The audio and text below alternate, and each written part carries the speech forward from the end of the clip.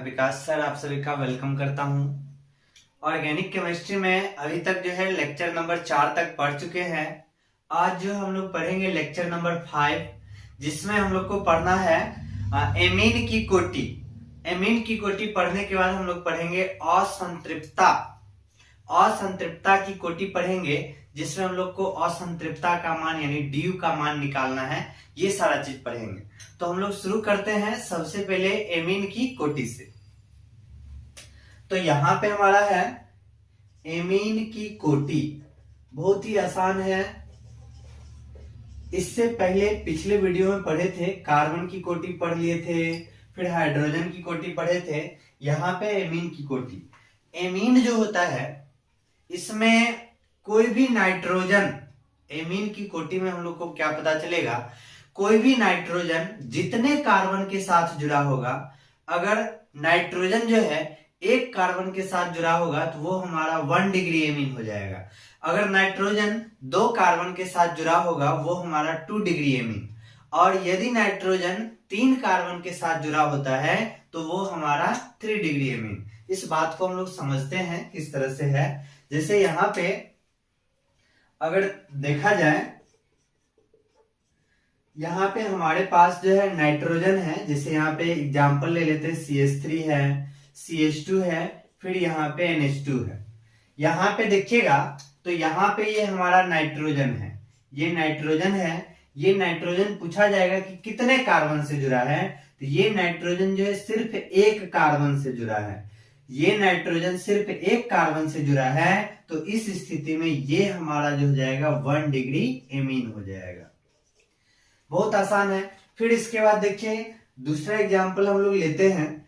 फिर यहाँ पे अगर इस तरह का एग्जाम्पल दे दिया जाए, इस तरह का यहाँ पे है, और यहाँ पे पूछा जाएगा कि ये हमारा कितना डिग्री एमीन है। यहाँ पे भी हम लोग देख रहे हैं कि ये जो नाइट्रोजन हमारे पास है, ये नाइट्रोजन सिर्फ और सिर्फ इस कार्बन से जुड़ा है, यानी नाइट्रोजन जो सिर्फ एक ही कार्बन से जुड़ा है। इसलिए हम यहाँ पे भी बोलेंगे ये जो हमारा एमीन है ये कितना डिग्री है, 1 डिग्री एमीन है। फिर इसके बाद हम लोग अगला एग्जांपल लेते हैं। अगर यहाँ पे हमको कोई क्वेश्चन दे दिया इस तरह से, CH3 है, फिर यहाँ पे NH है, CH2 है और यहाँ पे CH3 है। अब यहाँ पे पूछा जाए, यहाँ पे देखिएगा ये हमारा जो नाइट्रोजन है ये कितने कार्बन से जुड़ा है। तो यहाँ पे ये जो हमारा नाइट्रोजन है ये एक इस कार्बन से जुड़ा है और दूसरा इस कार्बन से जुड़ा है, यानी हमारा जो नाइट्रोजन है वो 2 कार्बन से जुड़ा है। 2 कार्बन से जुड़ा है, यानी ये जो नाइट्रोजन है सिर्फ और सिर्फ 2 कार्बन से जुड़ा है। इस तरह से हम लोग बोलेंगे कि ये हमारा कितना डिग्री एमीन है, 2 डिग्री एमीन है। कोई भी कार्बन यानी कोई भी नाइट्रोजन जितने कार्बन से जुड़ा होगा वही उसका जो है कोटि होता है। फिर हम लोग चलते हैं नेक्स्ट एग्जांपल पे। जैसे यहाँ पे अगर हम लोग देखेंगे, अगर इस तरह से CH3 है, N है, CH3 है और यहाँ पे CH3 है, इसके बारे में पूछेंगे। यहाँ पे भी देखिए, यहाँ पे जो हमारा नाइट्रोजन है, ये जो नाइट्रोजन है, इस नाइट्रोजन का बात करेंगे, ये नाइट्रोजन टोटल 3 कार्बन से जुड़ा है। 3 कार्बन से जुड़ा है तो यहाँ पे हम लोग बोलेंगे ये कितना डिग्री है, 3 डिग्री एमीन। यानी यहाँ पे ध्यान रखना है, कोई भी नाइट्रोजन जितने कार्बन से जुड़ा होता है वही उसका क्या होता है, कोटि होता है। फिर यहाँ पे एक और एग्जांपल हम लोग समझ लेते हैं। अगर हमारे पास इस तरह से है, नाइट्रोजन दे दिया है, फिर इस तरह से यहाँ पे जो डबल बॉन्ड है, यहाँ पे जो है नाइट्रोजन है और इस तरह से जुड़ा हुआ है सभी। यहाँ पे नाइट्रोजन है, H2 है। यहाँ पे देखिए, यहाँ पे अगर हमको बोला जाए नाइट्रोजन, कौन सा नाइट्रोजन कितना डिग्री है, यानी नाइट्रोजन की कोटि क्या है, तो यहाँ पे भी हम लोग आसानी से बता सकते हैं। यहाँ पे अगर बात किया जाए इस नाइट्रोजन का, ये जो नाइट्रोजन है देखिएगा, ये नाइट्रोजन सिर्फ और सिर्फ इस कार्बन से, यहाँ पे थोड़ा इसको डिटेल्स देखिएगा, तो यहाँ पे कार्बन होता है, ये हमारा बॉन्ड है, ये बंधन है जिसके द्वारा ये कार्बन और नाइट्रोजन जुड़ा हुआ है। इस तरह से यहाँ पे जो है हम लोग बोल सकते हैं कि ये जो नाइट्रोजन है सिर्फ और सिर्फ इस कार्बन से जुड़ा हुआ है। इसका मतलब ये जो यहाँ पे नाइट्रोजन है वो कितना डिग्री हो जाएगा, एक कार्बन से है तो यहाँ पे 1 डिग्री एमीन आ गया। एक कार्बन से है, सिर्फ यहाँ पे एक ही कार्बन से, इसलिए क्या आ जाएगा, 1 डिग्री एमीन हो जाएगा। अब यहाँ पे हम इस नाइट्रोजन का बात करेंगे। यहाँ पे जो नाइट्रोजन था वो सिर्फ और सिर्फ इस कार्बन से जुड़ा हुआ था, इसलिए इसको क्या बोले, 1 डिग्री एमीन। यहाँ पे जो नाइट्रोजन है इसका बात करेंगे तो ये हमारा बॉन्ड है, बंधन है। ये नाइट्रोजन हमको इस कार्बन से जुड़ा हुआ दिख रहा है, फिर इस कार्बन से जुड़ा हुआ दिख रहा है, फिर यहाँ पे भी कार्बन है। कॉर्नर मतलब होता है कार्बन। अब यहाँ पे भी जो कार्बन है तो ये नाइट्रोजन कितने कार्बन से दिख रहा है, 1 हो गया, 2 हो गया, फिर यहाँ पे 3 हो गया। इस तरह से अगर हम इस नाइट्रोजन का बात करेंगे तो ये नाइट्रोजन 3 डिग्री एमीन हो जाएगा, क्योंकि ये नाइट्रोजन जो है वो हमको 3 कार्बन से जुड़ा हुआ नजर आ रहा है। फिर अगर इस नाइट्रोजन का बात करेंगे तो ये नाइट्रोजन देखिए, ये तो हमारा बॉन्ड है, यहाँ कार्बन हो गया, फिर ये भी हमारा बॉन्ड है तो कार्बन यहाँ पे है। इस नाइट्रोजन का बात करेंगे तो ये नाइट्रोजन 2 कार्बन से जुड़ा हुआ है, इसलिए ये कितना डिग्री एमीन हो जाएगा, 2 डिग्री एमीन हो जाएगा। इस तरह से हम लोग क्या देखे हैं, एमीन की कोटि क्या होता है कि नाइट्रोजन जितने कार्बन से जुड़ा है वह उसकी कोटि कहलाता है। यहाँ परिभाषा आसानी से लिख सकते हैं, नाइट्रोजन N यानी नाइट्रोजन जितने कार्बन से जुड़ा हो, नाइट्रोजन जितने कार्बन से जुड़ा हो वह उसकी, नाइट्रोजन जितने कार्बन से जुड़ा हो वह एमीन की कोटि कहलाती है। इस तरह से लिख सकते हैं। यहाँ पे अगर पूछा जाए एमीन की कोटि किस तरह से हम लोग पहचानेंगे, एमीन की कोटि आराम से पहचान सकते हैं। कोई भी नाइट्रोजन जितने कार्बन से जुड़ा होगा वही उसका क्या हो जाएगा, एमीन का कोटि हो जाएगा। तो इसको आप लोग लिख लीजिए। इसके बाद हम लोग चलेंगे असंतृप्तता पे।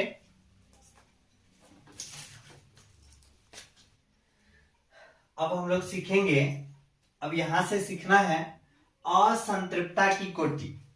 असंतृप्तता की कोटि जो है इसी को हम लोग बोलते हैं द्विबंध तुल्यांक, और इसी को बोला जाता है हाइड्रोजन की कमी की मात्रा। जो असंतृप्तता होता है इसी को बोला जाता है हाइड्रोजन की कमी की मात्रा। जो हम इसको पढ़ेंगे तो यहां से सारा चीज स्पष्ट होने लगेगा।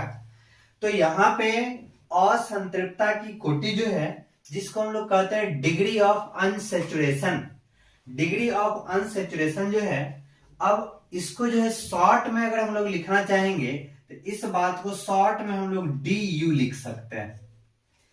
डिग्री ऑफ अनसैचुरेशन जो है ये सभी चीज एक ही हो गया। यहाँ पे हम बोले असंतृप्तता की कोटि बोले या द्विबंध तुल्यांक बोलेंगे या हाइड्रोजन की कमी की मात्रा बोलेंगे, ये सारा चीज एक ही बात है। डिग्री ऑफ अनसैचुरेशन, असंतृप्तता की कोटि मतलब हो गया डिग्री ऑफ अनसैचुरेशन। इस बात को जो शॉर्ट में लिखा जाएगा, डिग्री ऑफ अनसैचुरेशन है, शॉर्ट में क्या लिख सकते हैं, DU लिख सकते हैं। फिर यहाँ पे देखिए द्विबंध तुल्यांक, डबल बॉन्ड इक्विवेलेंट, द्विबंध तुल्यांक जिसको हम लोग डबल बॉन्ड इक्विवेलेंट कहते हैं। तो यहां से इस बात को DBE, यहाँ पे जो है इस बात को DBE लिखा जा सकता है। यहाँ पे है डबल बॉन्ड इक्विवेलेंट जिसको हम लोग शॉर्ट में क्या लिख सकते हैं, DBE। फिर यहाँ पे है हाइड्रोजन की कमी की मात्रा, हाइड्रोजन की कमी की मात्रा जिसको हम लोग इंडेक्स ऑफ हाइड्रोजन डेफिशिएंसी कहते हैं। तो इस बात को हम लोग शॉर्ट में I, हाइड्रोजन के लिए H और डिफिशियंसी के लिए यहाँ पे D, IHD जो है इसको शॉर्ट में लिखा जा सकता है। अगर आपसे बोला जाए DU निकालने के लिए बोला जाए या आपको बोल दिया जाए DBE निकालना है या IHD निकालना है, तीनों का तीनों क्या होता है, एक ही बात होता है। तो यहाँ पे जब हम इसको निकालेंगे तो इसको निकालने से पहले हम लोग थोड़ा इसमें समझेंगे असंतृप्तता और संतृप्त, ये जो है आप लोग को आगे बताया जाएगा। ऐसे 10th में कुछ इस चीज को पढ़ेगा और लेकिन यहाँ पे आगे फिर इसके बारे में पूरा डिटेल्स बताएंगे। और संतृप्त कौन सा आता है, फिर संतृप्त कौन सा आता है। लेकिन यहाँ पे इस चीज को समझने के लिए जितना जरूरत है उसका चर्चा जरूर करेंगे यहाँ पे। तो यहाँ पे इस परिभाषा को समझने से पहले थोड़ा सा हम लोग देख लेते हैं कि संतृप्त और असंतृप्त इसको थोड़ा सा देखते हैं। तो यहाँ पे हम लोग संतृप्त और असंतृप्त का कुछ एग्जाम्पल लेते हैं। जैसे अगर कोई भी कार्बनिक यौगिक है, अगर वो इस तरह से पूरा फैला हुआ है, पूरा इस तरह से लिखा हुआ है, चौड़ में लिखा हुआ है, पूरा सभी का सभी जो है अलग अलग करके लिखा हुआ है, संरचना के रूप में लिखा हुआ है। तो यहाँ पे तो ये हमारा जैसे 10th में पढ़िएगा कि जो अल्केन होता है, जहां पे सारा का सारा सिंगल बॉन्ड होता है, वो हमारा क्या हो जाता है, संतृप्त। जैसे यहाँ पे ये सभी कार्बन है और सभी कार्बन जो है सब जगह सिंगल बॉन्ड है और हाइड्रोजन के साथ जुड़ा हुआ है। इस तरह से कोई सा भी हो सकता है, यहाँ पे इस तरह से भी हो सकता है। तो ये जो हमारा है, ये सब जो भी आएगा इस तरह से पूरा चौरस में लिखा हुआ रहेगा और पूरा इस तरह से सभी जगह हमको सिंगल बॉन्ड ही नजर आएगा, जिसको हम लोग अल्केन बोलते हैं, अल्केन। तो ये सभी का सभी हमारा जो है क्या है, संतृप्त यौगिक। संतृप्त यौगिक है जिसको हम लोग सैचुरेटेड कंपाउंड कहेंगे। ये सभी का सभी क्या है, संतृप्त यौगिक यानी सैचुरेटेड कंपाउंड है। तो ये हमारा संतृप्त यौगिक हो गया और ये सब का सब क्या, अल्केन। अब असंतृप्त का बात किया जाए तो असंतृप्त जो है, जैसे यहाँ पे अगर हम लोग कार्बन कार्बन के बीच डबल बॉन्ड कर देते हैं, इस तरह से यहाँ पे डबल बॉन्ड आ गया, तो ये अगर पूछा जाए इस कंपाउंड के बारे में, तो ये कंपाउंड हमारा असंतृप्त यौगिक हो जाएगा, असंतृप्त। फिर यहाँ पे इसी तरह से अगर ट्रिपल बॉन्ड हो जाए, कार्बन कार्बन के ट्रिपल बॉन्ड हो जाए, जिसको हम लोग अल्काइन, YNE, यहाँ पे ये क्या है, अल्कीन, ENE। तो ये अल्कीन और अल्काइन जो होता है, ये सब असंतृप्त के अंतर्गत आता है। या कोई भी अगर चक्रीय इस तरह से गोल यानी संरचना बना हुआ चक्रीय है, तो ये भी हमारा किसके अंतर्गत आता है, असंतृप्त के अंतर्गत आता है। यानी इसमें बहुत सारा हो सकता है, ETC कर देते हैं, यहाँ पे भी ETC कर देते हैं। तो ये जो आ गया हमारे पास, डबल बॉन्ड वाला हो या ट्रिपल बॉन्ड वाला हो या इस तरह से चक्रीय कोई भी रहेगा, चक्रीय में इस तरह से भी बना सकते हैं, फिर इस तरह से भी बना सकते हैं। ये सब कोई भी चक्रीय रहेगा, तो ये सब का सब जो है असंतृप्त के अंतर्गत आता है। तो ये जो सब यौगिक है, इस यौगिक को हम लोग क्या बोल सकते हैं, असंतृप्त यौगिक। ये सब हमारा क्या गया, असंतृप्त यौगिक। असंतृप्त यौगिक मतलब हो गया अनसैचुरेटेड कंपाउंड, अनसैचुरेटेड कंपाउंड।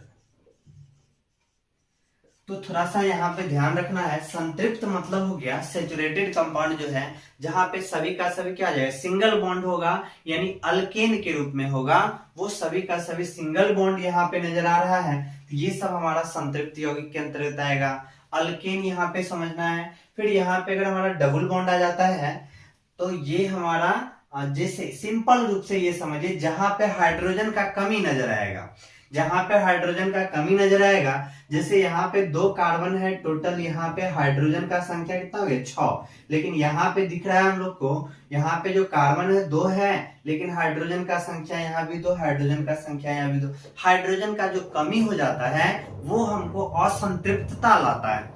किसी भी कंपाउंड में हाइड्रोजन का जो कमी होता है, वही कमी जो है असंतृप्तता का कारण होता है, असंतृप्त होता है। इसलिए यहाँ पे असंतृप्तता की कोटि है और इसी बात को क्या बोला गया, हाइड्रोजन की कमी की मात्रा। तो असंतृप्तता की कोटि क्या हो जाएगा, किसी यौगिक में संतृप्त यौगिक के सापेक्ष, कोई भी यौगिक है जो हमारा संतृप्त यौगिक है, उस संतृप्त यौगिक के सापेक्ष H2 की कमी उस यौगिक को क्या बनाता है, असंतृप्त बनाता है। और इसके जो मापने का तरीका होता है, उसी को हम लोग कहते हैं असंतृप्तता की कोटि कहते हैं।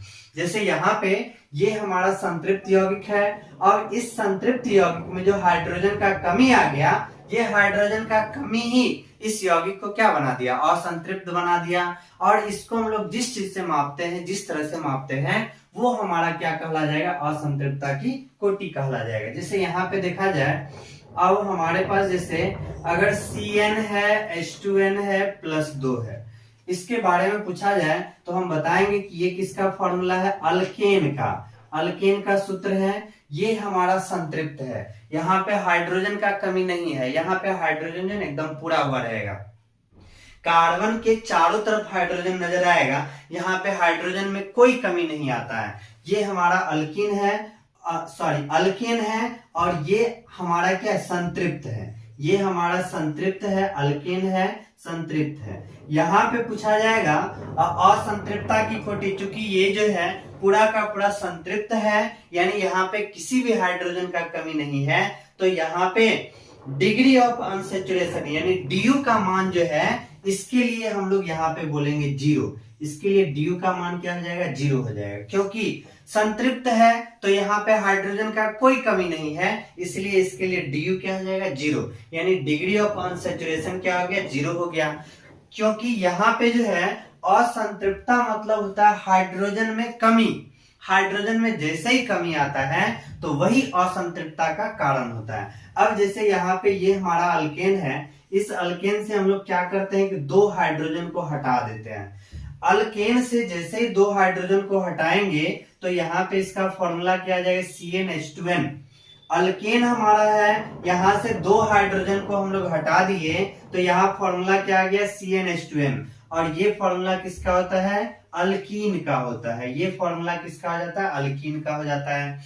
तो यहाँ पे जैसे इसमें हाइड्रोजन का कमी हो गया तो ये हमारा क्या हो जाएगा, असंतृप्त हो जाएगा, क्योंकि हाइड्रोजन में कमी जो है यही हमको असंतृप्तता को दर्शाता है, असंतृप्तता का कारण होता है।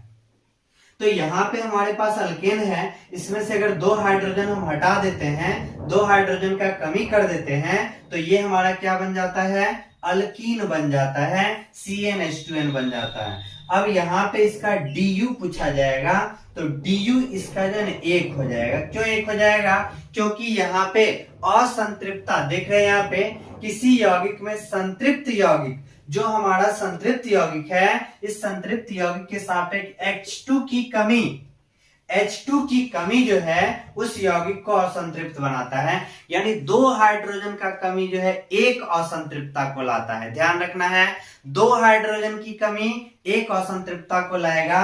यहाँ पे ध्यान रखेंगे, यहाँ पे हमारा 2 हाइड्रोजन यहां तक आने में कम गया, तो 2 हाइड्रोजन की कमी 1 असंतृप्तता को लाता है। इस कारण से यहाँ पे DU कितना हो जाएगा, 1 हो जाएगा। अब यहाँ पे मान लेते हैं कि यहां से फिर से हम 2 हाइड्रोजन को हटा देते हैं। 2 हाइड्रोजन को यहां से फिर से हटा दिए तो इसका सूत्र जो है यहाँ पे CnH2n है।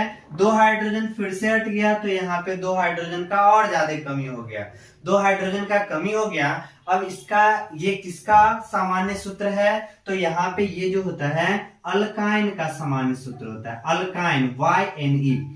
ये हमारा सामान्य सूत्र किसका है, अल्काइन का है। और ये अल्काइन भी क्या है, असंतृप्त है, क्योंकि यहाँ पर भी हाइड्रोजन का कमी हुआ है। हाइड्रोजन का कमी जो होता है वही असंतृप्तता को लाता है, ध्यान रखना है यहाँ पे। अब यहाँ पे पूछा जाएगा असंतृप्तता में कमी जो है DU कितना है, तो यहाँ पे हम लोग बता सकते हैं किसी के भी असंतृप्तता का अगर कोटि ज्ञात करना है, DU ज्ञात करना है, तो हर हाल में हमको संतृप्त यौगिक से तुलना करना पड़ेगा।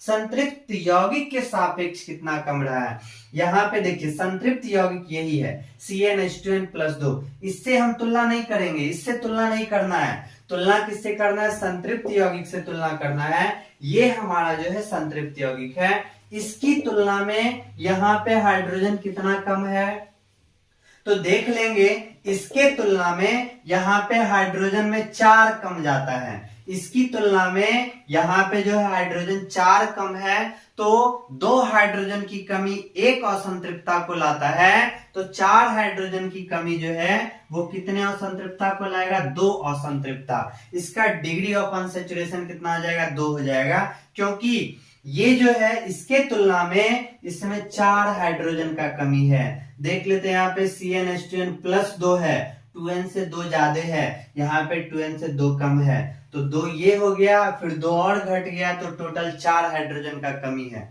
तो ध्यान रखेंगे असंतृप्तता की कोटि क्या होता है, किसी भी संतृप्त यौगिक के सापेक्ष H2 की कमी, H2 जितना कमता है वो असंतृप्तता को लाया, और 2 हाइड्रोजन की कमी एक असंतृप्तता को दर्शाता है। ये हमारा संतृप्त है, सैचुरेटेड है।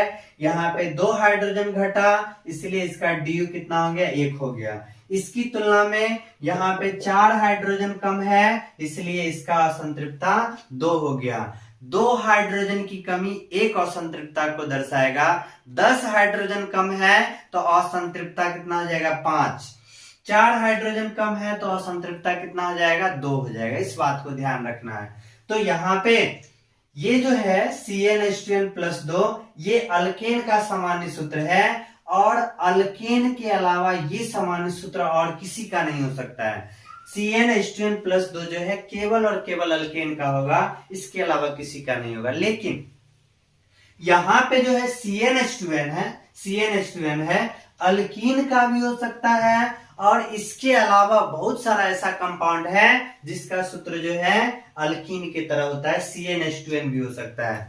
ये CnH2n अल्कीन का सूत्र है, सामान्य सूत्र है, लेकिन CnH2n इसके अलावा भी और बहुत सारे कंपाउंड का सामान्य सूत्र होगा, ध्यान रखेंगे। यहाँ पे अल्काइन है, अल्काइन जो है अल्काइन का सामान्य सूत्र Cn-H2n है, ये अल्काइन का सामान्य सूत्र है। और ये जो सामान्य सूत्र है अल्काइन के अलावा अन्य किसी कंपाउंड का भी हो सकता है, अन्य किसी फंक्शनल ग्रुप का भी हो सकता है, जिसको इस दोनों बात को जो है हम आगे इसी में पढ़ेंगे। इसी में हम लोग देखेंगे कि बहुत सारा ऐसा कंपाउंड आ गया जिसमें अल्कीन का जो सामान्य सूत्र है CnH2n है, यही जो है अन्य फंक्शनल ग्रुप का भी आ जाता है। तो यहाँ पे इसको आप लोग कॉपी कर लीजिए। इसी में फिर आगे हम लोग बढ़ते हैं। अब यहाँ पे हम लोग कुछ नोट पॉइंट देखेंगे, कुछ नोट पॉइंट यहाँ पे देखना है। सबसे पहला हमारा नोट पॉइंट है, यौगिक के 2 हाइड्रोजन की कमी पर एक DU उत्पन्न होता है, जिसको आप लोग समझ चुके थे कि 2 हाइड्रोजन अगर कमता है तो यहाँ पे कितना DU उत्पन्न होगा, 1 DU उत्पन्न होगा। अब इसके बाद हमारा दूसरा नोट पॉइंट है, यौगिक में DU पाई बंध या वलय के रूप में होता है। कोई भी कंपाउंड है, उस कंपाउंड में जो DU असंतृप्तता की कोटि जो है, डिग्री ऑफ अनसैचुरेशन जो है, वो किसके रूप में रहता है, या तो वलय के रूप में रहता है या पाई बॉन्ड के रूप में रहता है। तो यहाँ पे यदि हम लोग वलय को तोड़ दे या पाई बॉन्ड को तोड़ दे तो वो फिर से हमारा क्या हो जाएगा, संतृप्त यौगिक में बदल जाएगा।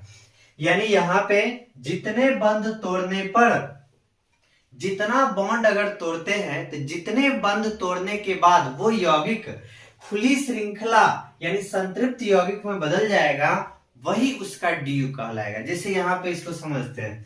यहाँ पे जैसे हमारे पास क्वेश्चन है, तो इस क्वेश्चन में अगर आपसे पूछा जाए कि इसका DU कितना है, इसका DU कितना है, ये हम लोग को पता करना है। तो इससे पहले भी पढ़ चुके थे कि जितने हाइड्रोजन का कमी होता है वही उसका DU होता है।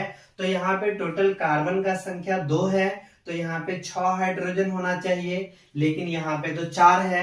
2 हाइड्रोजन का कमी है, इसका मतलब इसका DU 1 है।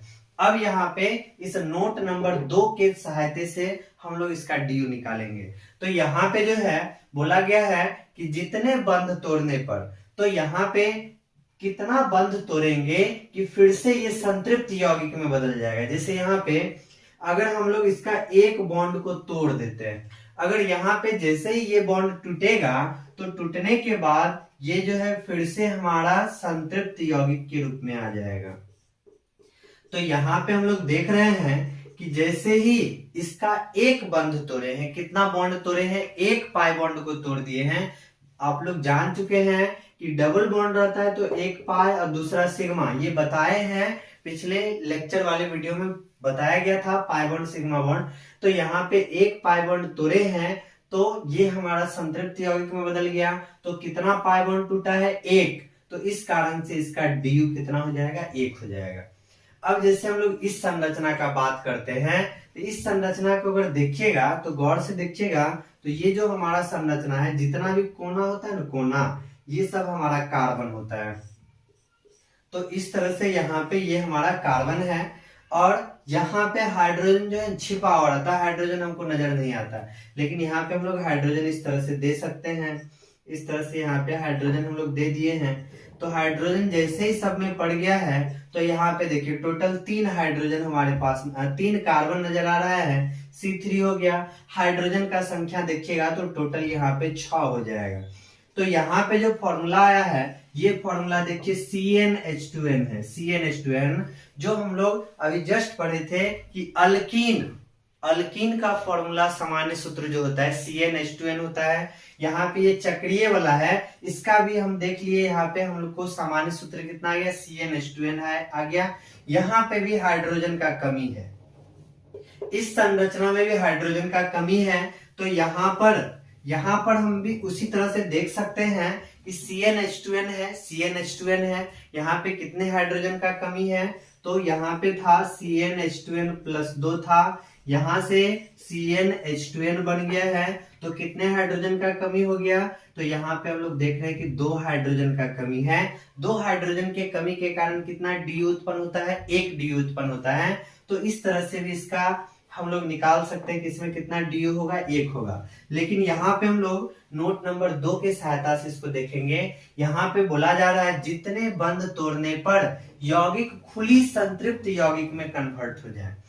यहाँ पे जो है ये तो चक्रीय है, बंध है, यहाँ पे हम लोग को इसका बंध तोड़ना है ताकि ये खुला श्रृंखला बन जाए। तो यहाँ पे देखिएगा, यहाँ पे तीनों में से कोई भी एक बंध अगर हम लोग तोड़ देते हैं, यहाँ पे टोटल 3 कार्बन है, अगर बंध जैसे ही तोड़ दिए तो इस तरह का रूप ले लिया, तो यहाँ पे भी 1 2 3 टोटल 3 कार्बन।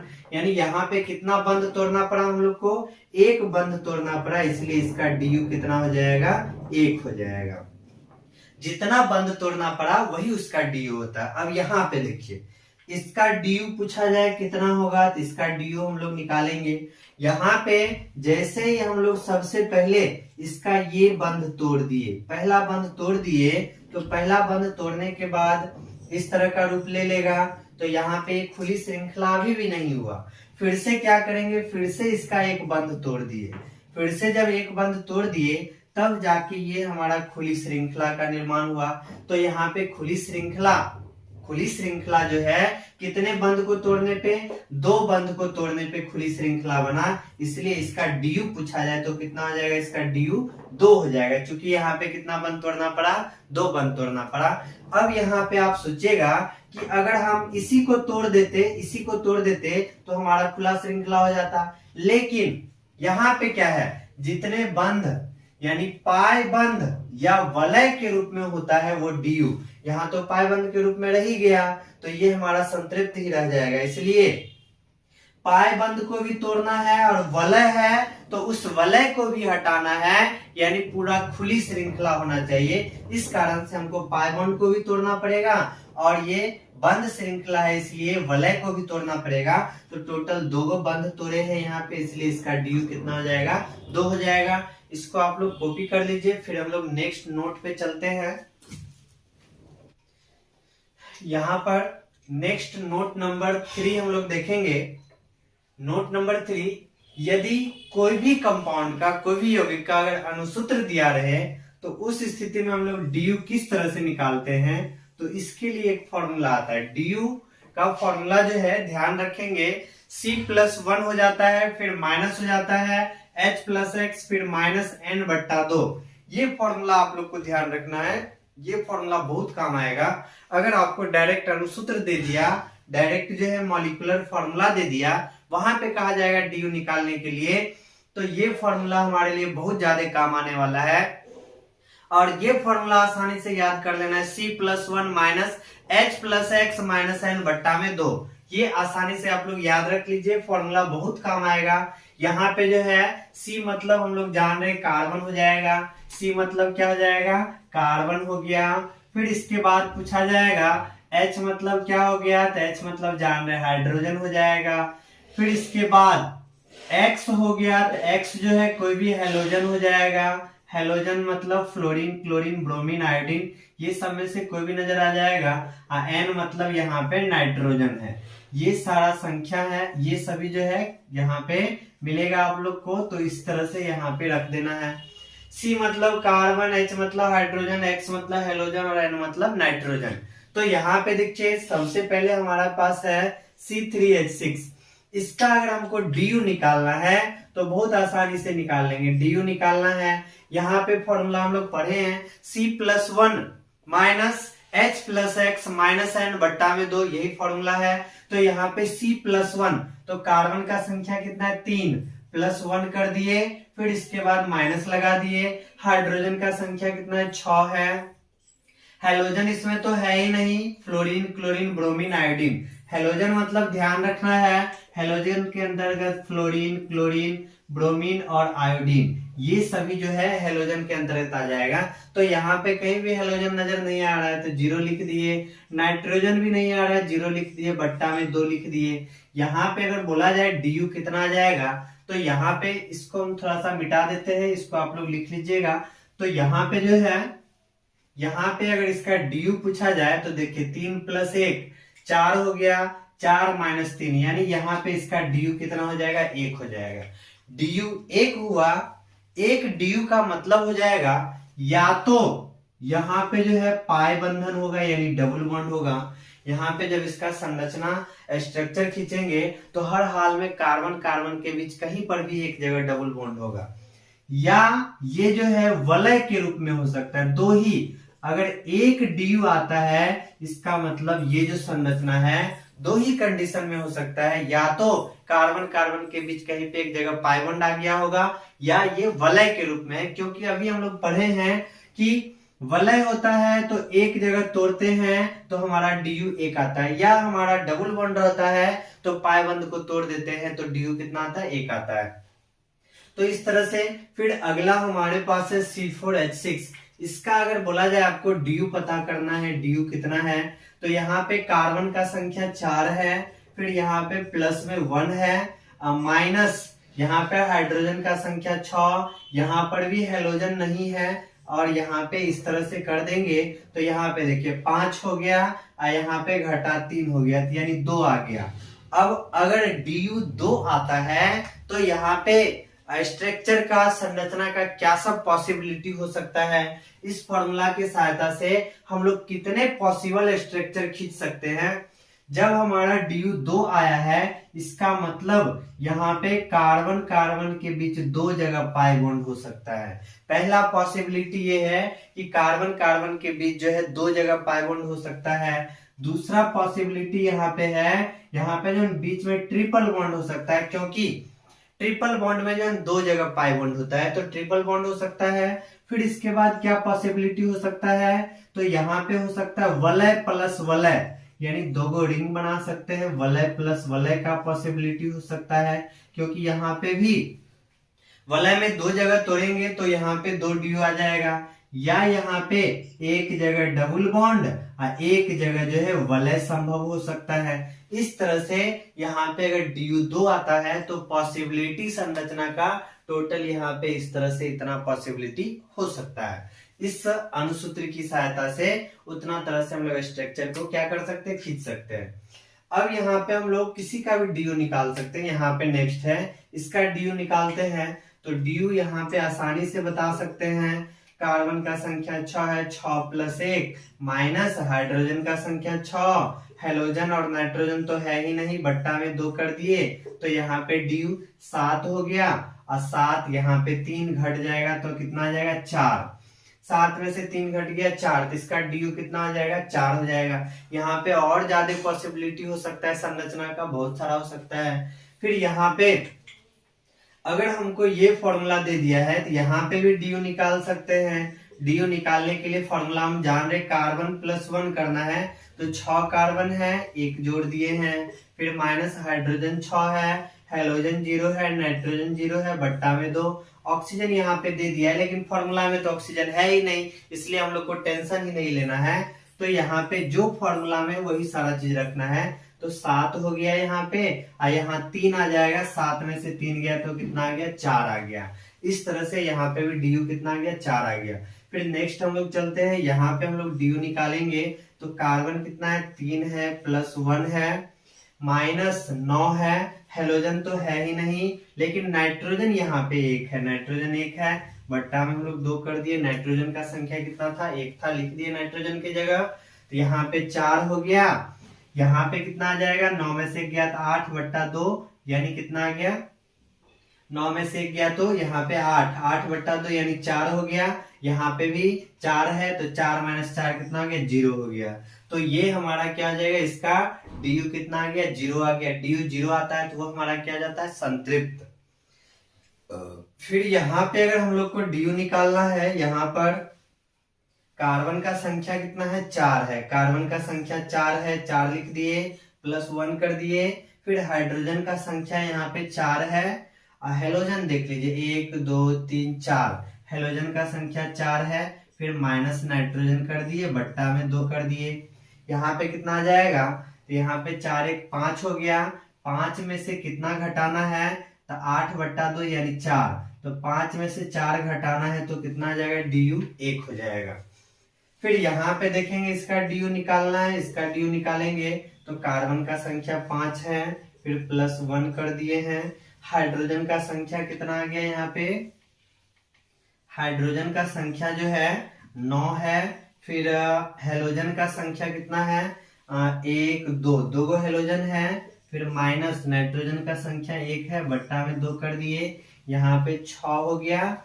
फिर माइनस 9 2 11, 11 में से 1 गया 10, 10 में से 10/2 यानी 5 आ गया। इसका ड्यू कितना आ जाएगा, 1 आ जाएगा।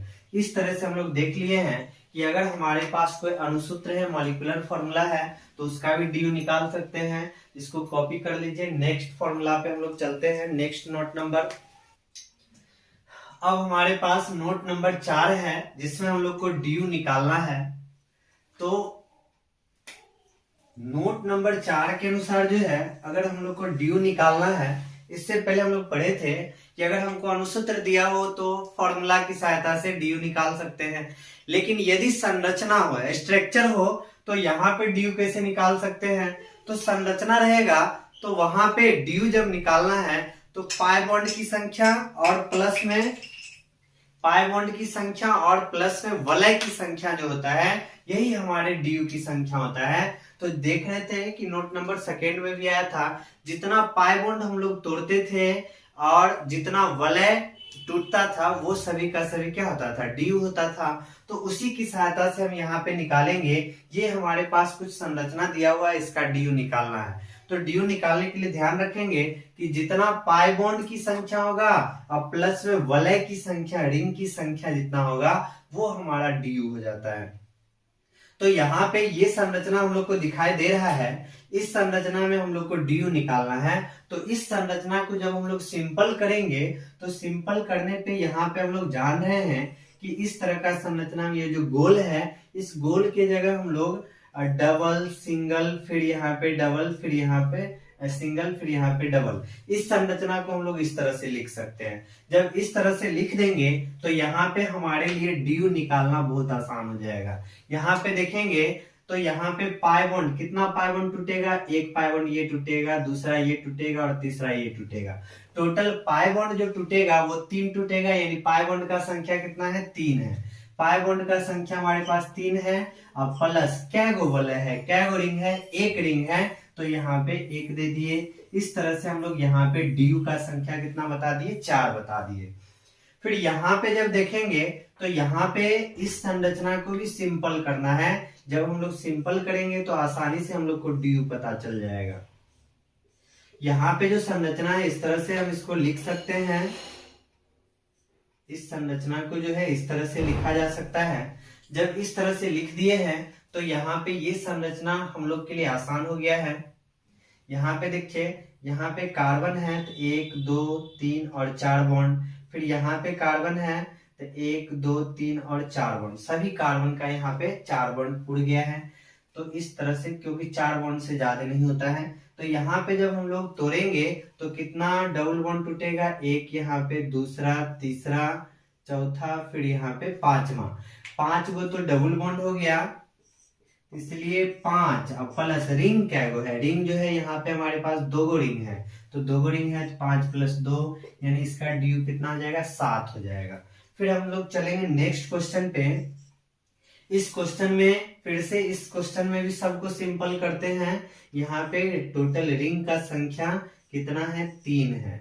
3 रिंग है, यहाँ पे रिंग का संख्या कितना हो गया 3 हो गया। यहाँ पे हम लोग सभी जगह डबल सिंगल करेंगे, फिर यहाँ पे डबल बॉन्ड आ गया, फिर यहाँ पे हमारा डबल बॉन्ड है, फिर यहाँ पे डबल, यहाँ पे डबल, फिर यहाँ पे डबल बॉन्ड, यहाँ पे डबल बॉन्ड। यहाँ पे हम लोग डबल बॉन्ड नहीं दे सकते, गलत हो जाएगा। क्यों गलत हो जाएगा? देखिए अगर यहाँ पे अगर हम लोग डबल बॉन्ड दे देते हैं तो इस कार्बन के पास 1 2 3 4 5 गो बॉन्ड हो जाता है, जो कि कभी संभव ही नहीं है। कार्बन जो है मैक्सिमम 4 बॉन्ड ही पुराता है, 5 बॉन्ड कभी नहीं पुराएगा, इसलिए यहाँ पे डबल बॉन्ड नहीं आ सकता है। इस तरह से इस संरचना को हम लोग इस तरह से सिंपल कर सकते हैं। यहाँ पे अगर हमको डी निकालने के लिए बोला जाए डी कितना होगा, तो यहाँ पे सबसे पहले पाई बॉन्ड की संख्या गिन लेंगे। 1 हो गया, 2 हो गया, 3, फिर यहाँ पे 4 5, फिर यहाँ पे 6 और यहाँ पे 7। पाई बॉन्ड का संख्या कितना हो गया 7 हो गया। और रिंग कितने हैं 1 2 3, 3 रिंग है, प्लस में 3 कर देंगे। यहाँ पे डी कितना हो गया 10, इसका डी कितना हो जाएगा 10 हो जाएगा। अब यहाँ पे हमारे पास ये क्वेश्चन है, इस क्वेश्चन को भी हम लोग सिंपल करेंगे। यहाँ पे हम लोग जान रहे हैं कि नाइट्रोजन जो होता है ना वो ट्रिपल बॉन्ड के साथ, कभी कभी ऐसा होगा कि बॉन्ड दिखेगा नहीं, लेकिन आपको ध्यान रखना है कि कौन सा कार्बन कितना बॉन्ड बनाता है, कहाँ पे कौन सा परमाणु। जैसे यहाँ पे नाइट्रोजन है तो ये इसका सिंपल संरचना इस तरह से, नाइट्रोजन जो है कार्बन के साथ ट्रिपल बॉन्ड के साथ जुड़ा हुआ है। फिर यहाँ पे कार्बन है, फिर ये भी नाइट्रोजन इस कार्बन के साथ ट्रिपल बॉन्ड के साथ जुड़ा हुआ है। फिर यहाँ पे डबल बॉन्ड है, फिर यहाँ पे कार्बन है, ये कार्बन भी नाइट्रोजन के साथ ट्रिपल बॉन्ड से जुड़ा है, ये कार्बन भी नाइट्रोजन के साथ ट्रिपल बॉन्ड से जुड़ा है। अब यहाँ पे इसका DU हमको चाहिए, DU चाहिए तो सबसे पहले काउंट करेंगे कितने पाई बॉन्ड है। पाई बॉन्ड आप लोग को बताया गया था कि अगर कार्बन कार्बन के बीच, कार्बन कार्बन के सिंगल बॉन्ड है, ये हमारा सिग्मा, कार्बन कार्बन के बीच डबल बॉन्ड 1 पाई 1 सिग्मा, ट्रिपल बॉन्ड होता है तो 2 पाई हमारे पास हो जाता है और 1 सिग्मा होता है। तो जहां पे ट्रिपल बॉन्ड होगा ध्यान रखना है 2 पाई हो जाएगा, तो 2 पाई हम लोग को पाई बॉन्ड काउंट करना है। पाई बॉन्ड का गिनती करेंगे तो यहाँ पे देखिए, यहाँ पे हमारे पास ट्रिपल बॉन्ड है तो पाई बॉन्ड का संख्या 2 हो गया, फिर यहाँ पे 2 2 4 हो गया, फिर यहाँ पे 1 5 हो गया, फिर यहाँ पे 2 5 2 7 हो गया, और फिर यहाँ पे 2 9 हो गया। यानी पाई बॉन्ड का संख्या यहाँ पे कितना हो जाएगा 9, और रिंग तो यहाँ पे है ही नहीं, इसलिए DU का संख्या कितना हो जाएगा, इस संरचना में DU का संख्या कितना हो गया 9 हो गया। इस तरह से यहाँ पे हम लोग DU जो है बता दिए इसका 9। तो ये हमारा संरचना हो गया, और ये सभी संरचना किसमें 2 डायमेंशनल में 2D में है। अगर यही संरचना हमारे पास 3D में आ जाता, यानी अब हम लोग नोट नंबर अगला देख लेंगे 3D, इसको आप लोग कॉपी कर लेंगे वीडियो को रोक के।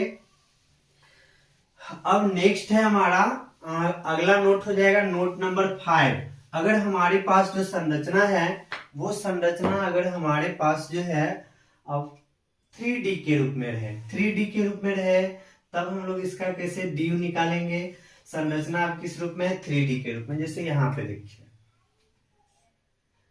इस तरह का संरचना दे दिया जाए, तब हम लोग को DU कैसे निकालना है।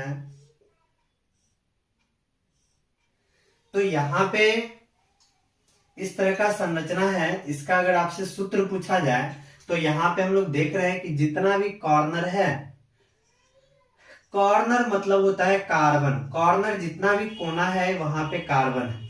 तो यहाँ पे कॉर्नर का संख्या टोटल आपको 8 नजर आएगा, 1 2 3 4 5 6 7 8, कॉर्नर का संख्या 8। और हम लोग पढ़े हैं कि यहाँ पे जब कार्बन है, कार्बन यहाँ पे है, तो इस कॉर्नर से प्रत्येक कॉर्नर से 3 गो बॉन्ड गया है।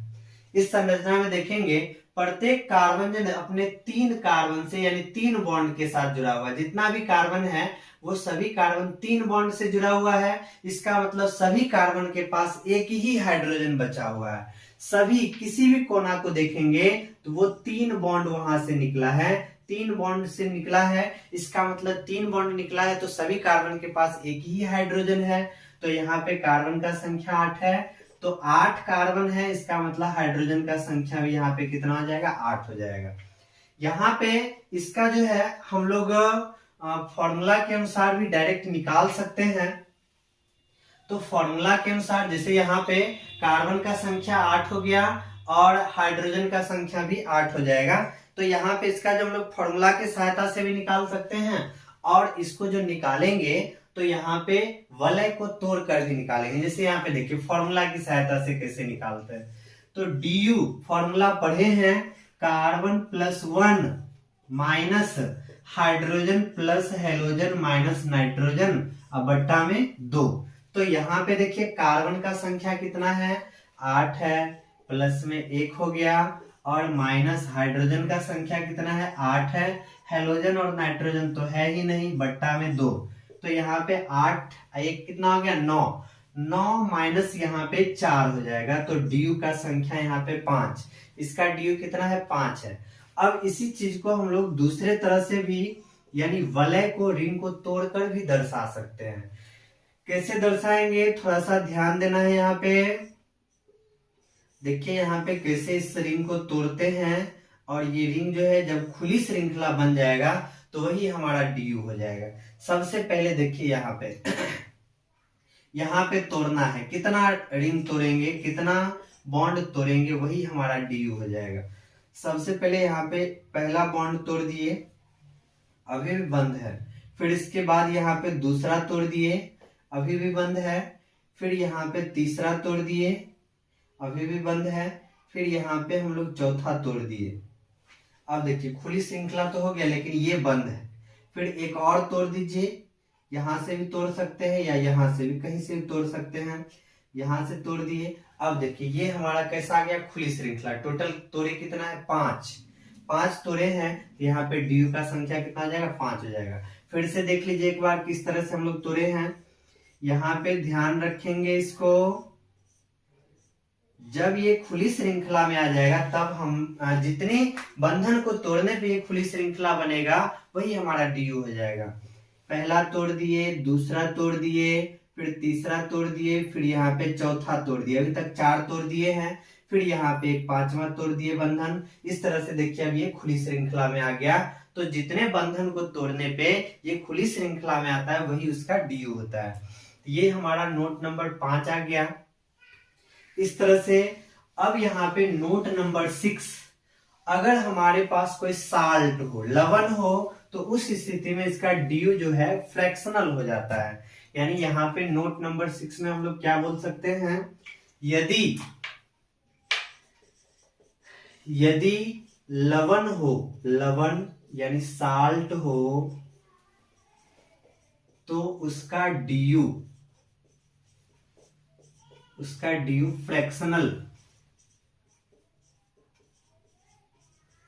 फ्रैक्शनल होता है। कैसे हो जाता है यहाँ पे देखिए, यहाँ पे एग्जाम्पल हम लोग समझते हैं। जैसे यहाँ पे क्वेश्चन ले लेते हैं, CH3 है, C डबल बॉन्ड O है, यहाँ पे O माइनस। इस तरह से ये हमारा साल्ट है, लवण है। अब इसका अगर बोला जाए ड्यू निकालने के लिए, ड्यू का फॉर्मूला पढ़ चुके हैं, C+1 फॉर्मूला बहुत जगह काम आएगा, फॉर्मूला जो है सब जगह काम आ रहा है हम लोग को। C+1 है हाइड्रोजन, यहाँ पे C+1 hydrogen plus halogen minus nitrogen बट्टा में 2। ये है फॉर्मूला। देखिए कार्बन का संख्या यहाँ पे एक, यहाँ पे कार्बन एक, यहाँ पे कार्बन, कार्बन का संख्या 2 प्लस 1 हो गया, माइनस हाइड्रोजन का संख्या यहाँ पे 3 है, 3 प्लस हेलोजन तो है ही नहीं, इसका नाइट्रोजन भी नहीं है, बट्टा में 2 हो गया। यहाँ पे 3 माइनस 3 बट्टा 2 हो गया, यहाँ से 1.5 आ जाएगा। 3 माइनस 3 बट्टा 2 कर दिए, यहाँ पे कितना जाएगा 1/5 घटा सकते हैं, 6 में से 3 गया, 3/2 1.5। इस तरह से आप लोग का असंतृप्तता की कोटि यानी ड्यू जो है पूरी तरह से कंप्लीट हुआ है। अगर किसी तरह का दिक्कत हो समझने में या कोई भी चीज में तो आप निश्चित कमेंट बॉक्स में कमेंट करें। उम्मीद है कि आप इस चीज को बेहतर से समझिएगा। फिर मिलते हैं नेक्स्ट वीडियो में। धन्यवाद।